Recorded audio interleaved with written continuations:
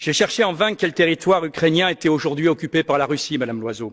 Oui, il y a un territoire, la Crimée, où les habitants ont fait le choix en 2014 de rejoindre la Russie à travers un référendum gagné avec une écrasante majorité. D'ailleurs, avez-vous vu, Madame Loiseau, une vague migratoire massive en provenance de la Crimée déferler sur l'Europe? Non.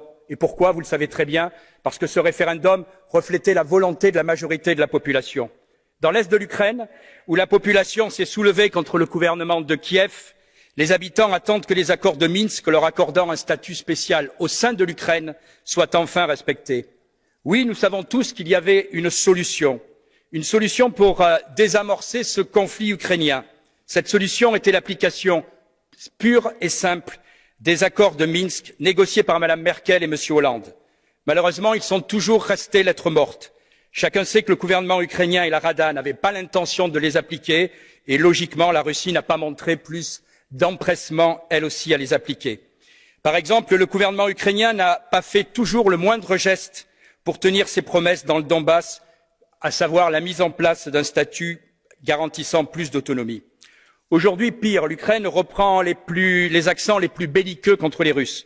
Faut-il vous rappeler que certains soutiens du gouvernement ukrainien ont les mains pleines de sang, le sang des dizaines de victimes de l'incendie de la maison des syndicats d'Odessa en mai 2014 passé sous silence, le sang des personnes battues à mort par les milices nostalgiques de M. Bandera, sympathisant nazi notoire. Faut-il rappeler que la crise du Donbass doit son déclenchement à la décision du gouvernement de M. Porochenko de supprimer les langues régionales en 2014, le russe, mais aussi le hongrois, le roumain et même le tatar criméen. Aujourd'hui, 13 000 Ukrainiens, quelles que soient leurs idées, ont perdu la vie dans ce conflit. L'Union européenne doit cesser de se voiler la face en Ukraine. Le dernier rapport de la Cour des comptes de l'Union européenne commence en ces termes, je cite, « L'Ukraine est minée par la grande corruption. Le président Zelensky, qui enchaîne les échecs, joue d'ailleurs sur la montée des tensions pour sauver le peu de popularité qui lui reste. Censure de la presse, dénonciation de faux coups d'État, visiblement on est prêt à tout pour garantir sa situation.